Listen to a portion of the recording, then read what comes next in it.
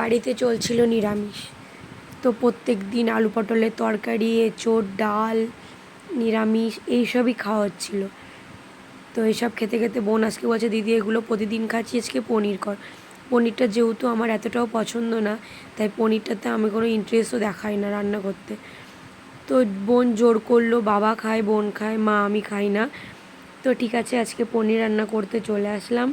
আর এখানে পনিরটা রান্না করব খুবই সিম্পলভাবে, আর একটু পনিরের পাতলা ঝোল করব আলু দিয়ে।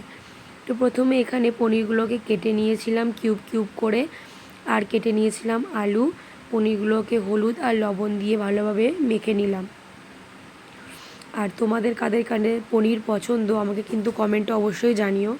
আমি পনির ততটাও পছন্দ করি না, মোটামুটি ভালো লাগে, খুব একটা পছন্দ করি না। আমার বোন খুব ভালো খায়, তো সেই জন্য আজকে পনির বানাতে চলে আসলাম। তো কড়াইতে প্রথমে একটু তেল দিয়ে নিলাম, সাদা তেল, পুরো রান্নাটা সাদা তেল দিয়েই করব। তো প্রথমে কড়াইতে তেল গরম হয়ে যাওয়ার পর দিয়ে দিলাম পনিরের টুকরোগুলো। পনিরগুলোকে এখন ভেজে নেব।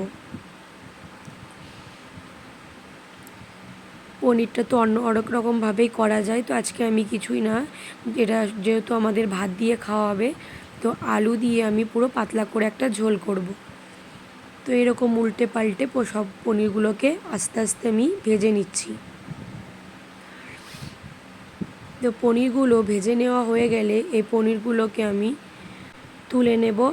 এই পনিরগুলো মোটামুটি ভাজা হয়ে গেছে, আর বাকি যেগুলো রয়েছে সেগুলো এক এক করে ভেজে নেব। আর পনিরগুলো ভাজা হয়ে গেলে এই পনিরগুলোকে আমি জলের মধ্যে দিয়ে দেব। জলের মধ্যে ভিজিয়ে রাখলে পনিরটা খুব সুন্দর সফট হয়ে যায়।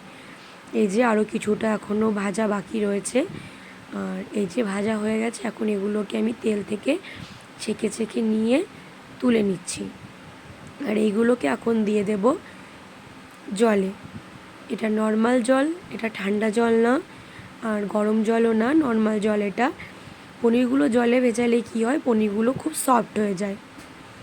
তো এই যে এটা এদিকে আমি দিয়ে দিলাম, আর এদিকে তেলে পনিরগুলো ভাজা হয়ে গেলে ওই তেলে এখন দিয়ে দিচ্ছি আলু। এবার আলুগুলোকেও ভেজে নেব।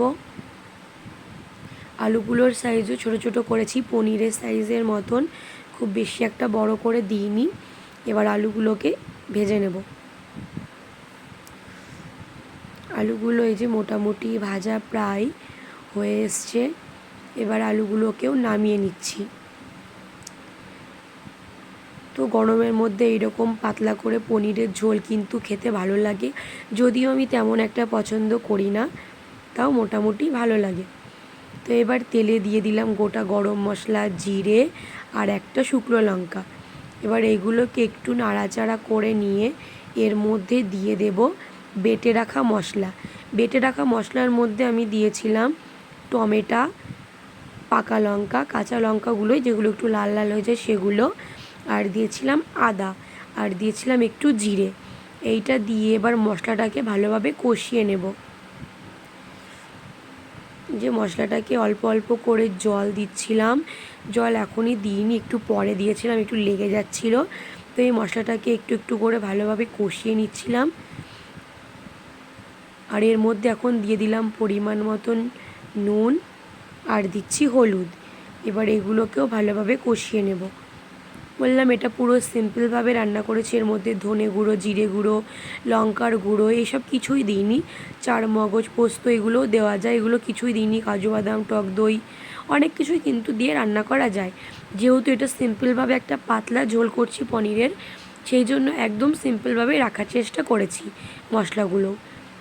তো এই যে মশলাটা একটু কষানো হয়ে গেছে, এবার এর মধ্যে দিয়ে দিলাম টুকরো করে রাখা যে আলুগুলো ভেজেছিলাম সেগুলোকে। এবার এই মশলাগুলোর সাথে আলুটাকেও ভালোভাবে কষিয়ে নিচ্ছি। আলুটা ভালোভাবে আমার কষানো হয়ে গেলে এইবার এর মধ্যে দিয়ে দেব পরিমাণ মতন জল।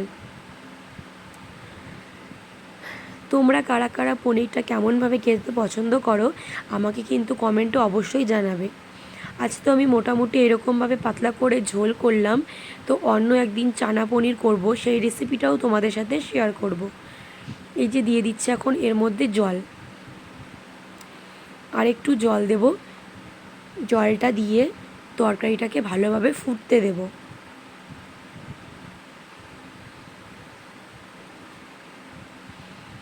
আর আমার রান্না তোমাদের কেমন লাগে আমাকে কিন্তু কমেন্টে তোমরা অবশ্যই বলে যেও। এই দেখো জলের মধ্যে ভিজিয়েছিলাম বলে পনিরটা কত সুন্দর সফট হয়েছে, তোমাদের আমি সেটাই দেখাচ্ছিলাম। আর পনিরগুলো এখন দিয়ে দিলাম আমি জলে, মানে যেই জলটা ফুটছিল তরকারির ঝোলটা, ওটার মধ্যে পনিরগুলো দিয়ে দিলাম। ঝোলটা ফুটে এসছে। তোমরা কিন্তু অবশ্যই আমার চ্যানেলটা সাবস্ক্রাইব করে দিয়ে যাবে যারা চ্যানেলে নতুন, আর একটা করে লাইক করো, কমেন্ট করো, শেয়ার করো।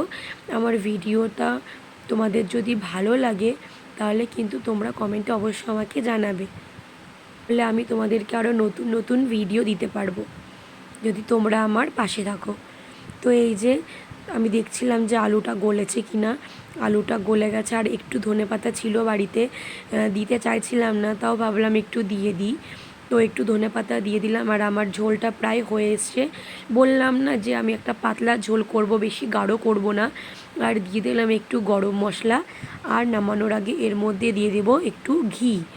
ঘিটা দিলে পরে খুব সুন্দর সেন্ট বেরোবে, যেহেতু এটা নিরামিষ রান্না। গরম মশলা, ঘি আর ধনেপাতাটাই দিলাম লাস্টে নামানোর সময়। তো এই যে আমার পনিরের তরকারিটা রেডি। তো এই যে আজকে পনিরের তরকারি, আর মা করেছিল একটু এঁচোড় বাড়িতে, আর আমি একটু স্যালাড দিয়ে লেবু দিয়ে সুন্দর করে সাজিয়ে নিয়েছি। তো আজকের তোমাদের এই পনিরের ভিডিওটা কেমন লাগলো, আমার এই সুন্দর একটা রেসিপি তোমাদের কেমন লাগলো অবশ্যই কিন্তু কমেন্টে তোমরা জানাতে ভুলবে না। আর থালাটাকে খুব সুন্দর করে সাজিয়ে নিয়েছি আজকের খাবারের সাথে। দেখা হবে নতুন একটা ভিডিওর সাথে।